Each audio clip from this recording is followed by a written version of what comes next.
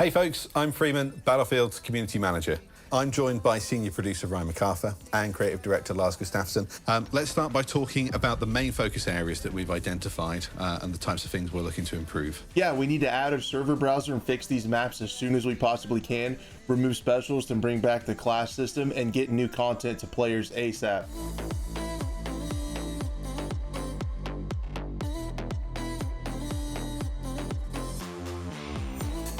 What's up guys, it's Crash, and today I want to talk a little bit about what I wish they would have said on the Battlefield briefing that they posted a few days ago, and where we're at and what I think it's going to take to save this game, or what it would take to save this game. But before we do that, really quickly, tomorrow evening 5:30 Central will be episode 20 of The Scope. I'll be joined by Buff Nerd Gaming. It should be a lot of fun. I'd love to see you guys there, and also subscribe to the channel if you're interested in more FPS content, shooter news and talk and things like that. So yeah, let's get into what I think Battlefield 2042 needs to turn the ship around. And I'm just going to go hard right at the issues, and this is something that I wish they would have done. And let's just get into specialists, because as you guys know, based on this video, it didn't make a lot of waves. The Google search volume has remained stagnant. The like to dislike volume on that, the like to dislike ratio on that video was not great. So I think they should go right at specialists, because as you know, like I was getting ready to say, they told us a specialist feedback loop was coming, and they totally just brushed that off, swept it under the rug. It's not coming apparently, I guess. And then in this video, they said they're not ready to talk about what they want to do. I'm tired of that. No more passing the buck. Just say it was specialists. I wish they would say something like, we've made the specialist characters now purely cosmetic, because I personally believe it's a very diverse group of characters, right? And you could pick one of the specialists that you want to appear like in game, model it after you, be more immersed, things like that. That's how it works in my opinion. But they are purely cosmetic. You can pick any of them, dress them in the uniforms you want from the battle pass, and maybe a hazard zone store. We're going to talk about a little bit later what they could have done there. This is turning out to be like a post-mortem for Battlefield, isn't it? But anyway, and what we are going to do is reintroduce a traditional class system. So take those specialists, they're purely cosmetics, take their gadgets and put them in one of the gadget slots. The other gadget slot has the traditional gadgets that come with them from previous Battlefield games. Your engineers get all the stuff to deal with vehicles and the explosives. The recon class gets the spotting scopes and stuff like that, and the prox mines, things like that. So put those back to how they were.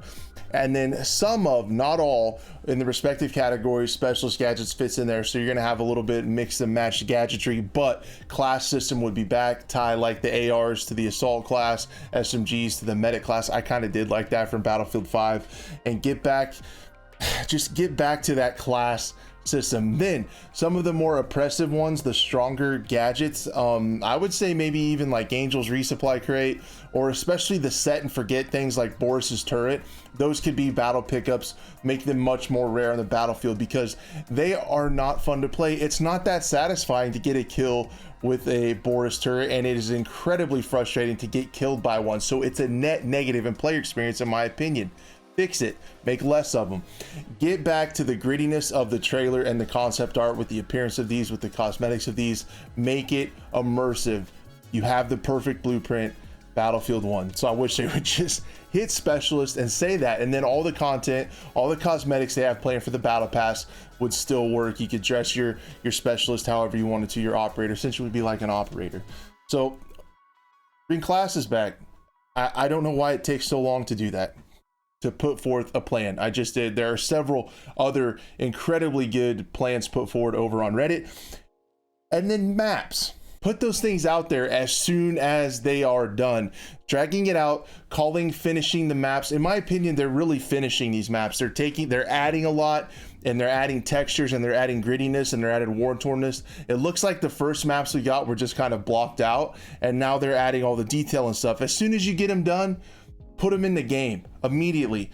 Don't make us wait, and don't consider that new exciting content for season 1. We're finishing the maps.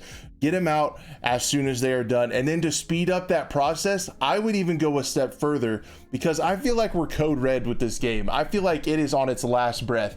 Take these maps, I mean, even if it's all just sandbags and connexes like most of the stuff they're adding is, Put that on all the maps, fix them ASAP, block them out. If you have to go back and add texture, if you have to paint them and color them and change them, do that later.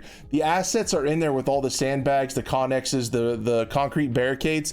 Put those on the map, get them blocked out, and get them to where people can play them and start having fun in this game. Even if it looks a little off for a couple months while you guys finish up the texturing and lighting, please just block out these maps how they need to be done, shrink some of the open areas, add cover, and get them to people fast. If you want anybody to play this game, you have to fix the maps. Kaleidoscope 2.0 should be released if it's done. If renewal is close, release it in a couple weeks. And if it's even close, if it needs a few more tweaks and stuff, who cares? Get those later. Get blocked out playable maps in this game.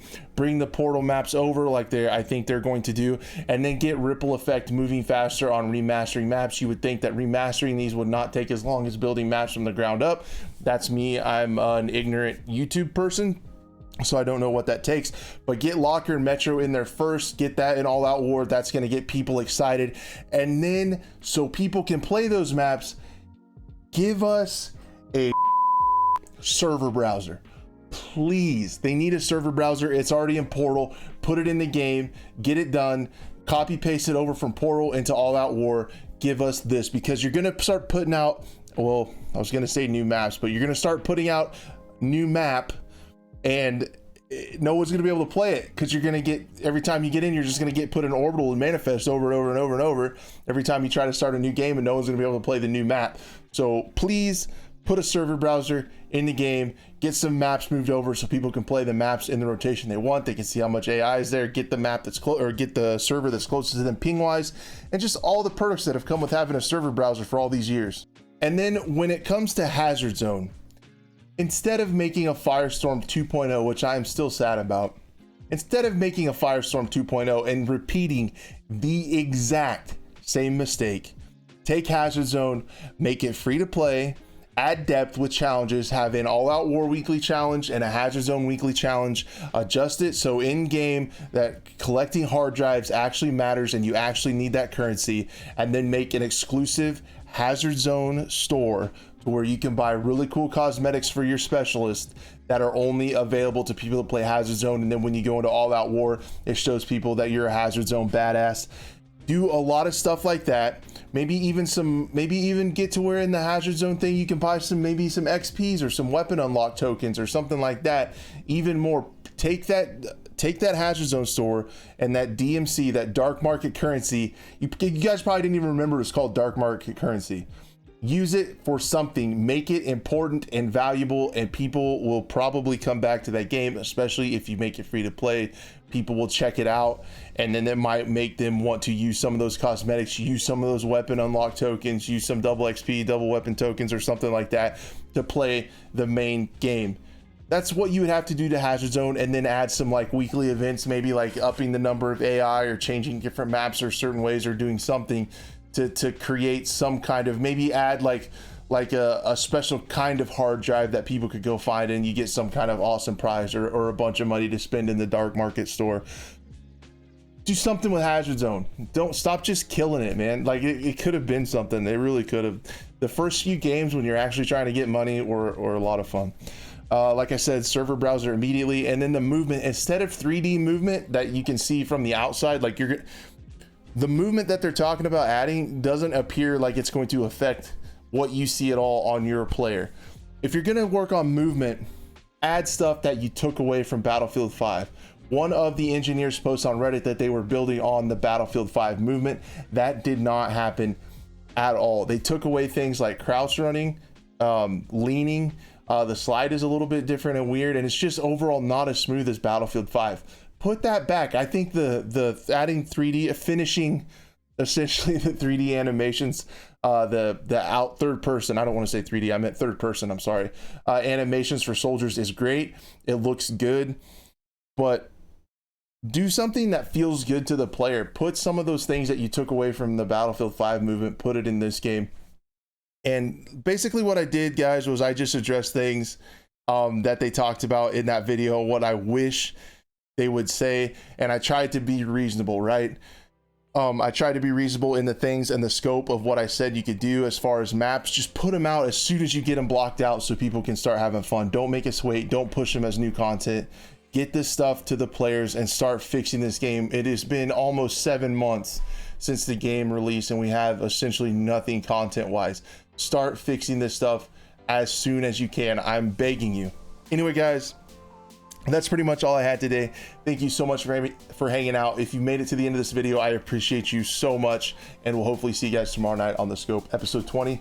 Have a good one.